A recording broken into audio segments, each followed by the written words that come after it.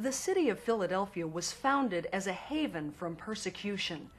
Long before the idea of multiculturalism entered anyone's mind, the city opened itself to all faiths, all ethnicities, and all nationalities. William Penn's vision of religious freedom helped to lay the groundwork for the First Amendment. Perhaps more than any of the rights guaranteed in the Constitution, the freedom to worship as we please, if we please, is one most Americans take for granted. That freedom is one that is not taken for granted by the Sugiarto family of South Philadelphia. God bless our food before we eat. Henny and Tony Sugiarto are ethnic Chinese Indonesians who, with their infant daughter, fled that country in 1998 after a series of bloody riots threatened their safety. A long-held resentment toward Chinese Christians had become the focus of misplaced anger toward the government. Before the violence was over, countless women had been raped, Chinese businesses had been burned, and over 2,000 people had been killed. The riots of 1998 were preceded by those of 1965, also targeting ethnic Chinese. Despite assurances by the Indonesian government that Chinese Christians are to be accepted as full citizens, past persecution by the Muslim majority causes the Sugiartos to fear for their safety should they have to return there. Chinese is the targeting from the angry mob. We have to hide in the house with the light has to turn off because they know which one the Chinese house, which one no. Soon after arriving in the United States on a tourist visa, the Sugiartos began the process of applying for asylum. They turned to a local Indonesian woman to help process their forms, paying $1,500 for her services. She promised me that she will file my asylum case.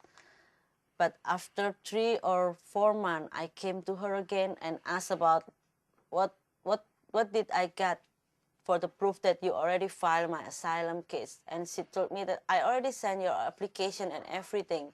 In fact, the promise was not fulfilled. The application, now outside the 1-year deadline, was not considered. The Sugiartos now have 2 daughters, Nikita, who was born in Philadelphia, and Tasha. That river, we saw a plant that smells like mint. Yeah? You take off the bulk and then it'll smell like mint. Wow, it's cool. Yeah. It is through their girls that they find their greatest joy in spite of the hardships that they face. Oh, wow. Having daughters makes the prospect of returning to Indonesia all the more frightening. In the late riot in 1998, the victim of the big victim is riot is Chinese girls. They being raped and they being humiliated in front of crowd like that. Gilbert had missed breakfast and his stomach growled all the way to school. Tasha and Nikita are students at Independence Charter School, where they are both thriving. Tasha was selected to attend a special science program for gifted children at the University of Pennsylvania and has already received many academic awards. This is the Super Science Award, Effort in Science. This is my award for ballet. I took ballet when I was in kindergarten, and now I take hip-hop and cheerleading. The girls are very just at the top of all things academically. Henny and her husband and the girls are always there when there's volunteer efforts. If we need field trip parents, if we need something to be donated, they're just 100% participation all the time. In 2005, when the family's legal status fell into jeopardy, the school community rallied around them. Under the guidance of their principal, students, faculty, and parents took part in a letter-writing campaign. They eventually brought the effort out into the broader community with the goal of delivering 1,000 letters each to Senators Specter and Santorum. We made over 2,000 notes at the end. And we also canvassed our neighborhood and our families and many people were very interested in helping this family. We also went, we had rallies outside of the Constitution Center, and we got signatures there from passerbys and told our story to people that were walking by the Constitution Center. Yes, I feel we made a valiant effort. It makes me think that it's just not fair. That we try so hard and it just doesn't work. The family that has touched so many lives at their daughter's school is equally as enmeshed in the life of their church, St. Thomas Aquinas in South Philadelphia. Henny is a stay-at-home mom. She takes care of her home and her family. And so she comes to daily Mass, and I see Henny on a daily basis. But she herself, in particular, and the family in general, are very active in the parish community. Henny is on the leadership team for the Indonesian community.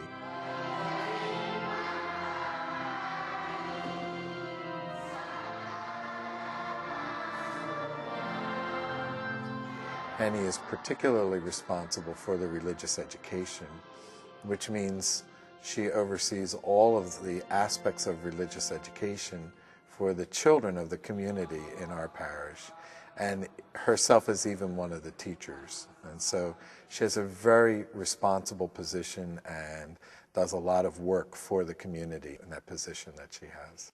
I'm the first Sunday school teacher in Indonesian community. Before that, there is no Sunday school in Indonesian community. When my child went to independent charter school, when I looked the curriculum, there is no religion formal for them. That's why I asked Father Astanto, why we don't have a Sunday school here, so we still can teach the children about God. That's the basic for them, I think, for, you know, to get them know that we are just only human. There is another thing above us that can make us wise. The Sugiartos have always been above ground and forthcoming about their plight. When their friends offered support, they accepted, but as a consequence were thrust into the spotlight.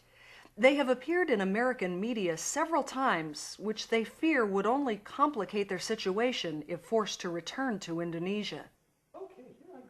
Another friend who has offered a helping hand is Dawn Ong, whose son attended preschool with Tasha. I've told her that she can call me at any time. I've talked with my husband about it and what we can do and how we can help. And we've presented to Henny what, you know, our ability is in terms of helping her. Don't prepare me to think about that. What happened if the deportation order is come out and then they catch you or they catch your husband? Because it could happen anytime. For the children who are already here, who have been here almost all their lives, for Tasha, and absolutely all her life for Nikita, going back would be, to me, I think, a death sentence. Don told me maybe I can help you by adopt the bigger one, because the bigger one is in danger too. Tasha is in my application. And then Don told me, maybe I can help you with adopt her. And about Nikita, if something happened to us, maybe the government can have them, and Don just only can have just to be a foster parent. So I don't know what happened to them too, because I'm not prepared for that. There are times when I see Tasha and Nikita come in and kind of almost be kind of sticking together, kind of looking, kind of tentative. There are times when they come in here and I really do feel that the tension in the family, you know, the kind of, when you feel like the knock on the door kind of thing is going to happen at any time, I think you become kind of timid when you're in larger circles, so I see that. Do you worry about possibility of going there? Yeah, I worry sometimes. Because it might be scary. How much of your time do you spend thinking about it? Do you spend a lot of time or little time? A lot of time. There was a time, that I really felt it was necessary for myself and the counselor to have a talk with Tasha and Nikita at the beginning of this year, because it seemed imminent that they might just disappear in terms of the knock on the door coming and the government agents coming to take them, that I felt that there had to be some kind of connection. So without kind of saying or scaring them, I kind of walked around it but talked about how important and how great it was to know them. And I'm going to get upset. This family is such a great family and contributes so much to everything in the United States that it seems wrong that they have to live day to day thinking that they or part of their family or something's going to happen or they're going to end up being put in jail somewhere. They have become a part of the community here. Their family has become a part, have intertwined their lives with people. People in the school, their friends, their children's friends. For them to leave would create a void in the lives of a number of people, but in a community as well. Kids are really kind of not simplistic, but rather really pure kind of in their understanding. And they don't see why there can't be an understanding about this family, why they can't understand, why a government can't understand that it's not safe to send someone to a country where kids are beheaded on their way to school. The people are sort of more important than paperwork, because paperwork is paper and humans are like people. In the 8 years since they first arrived, the Sugiartos have become friends, neighbors, teachers, and fixtures in their community.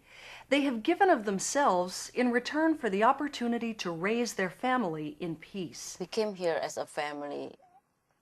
We try to find a better life here.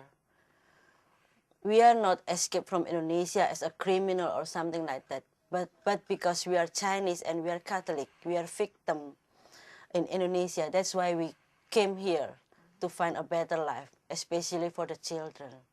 What does it mean for girls to go back to a country that's not necessarily tolerant of girls' rights when their family has seen what it is like for girls? For Tasha, right now I can predict to you that Tasha can go to Columbia, she can become a doctor, she can become, a whole bunch of different things, whether it's a teacher or something else. And her family's looking at that and saying, I can't guarantee anything if we're going to go back to a place where I have to hide my girls, where I have to be afraid that my girls will be hurt. They're so important to us. They're such a key member of our parish and our community, and so deeply integrated into the life of the community at this point that it would be wrenching for us to lose them. For us, not even looking at the impact on them, the family themselves. So I would ask that they be given permission to stay, and that consideration be given to the role that they are playing here among us, and the work that they've done, and the way in which they have made themselves a part of this country and this community. I think the church is the last hope for us. God is the last hope for us, for my situation, because it's like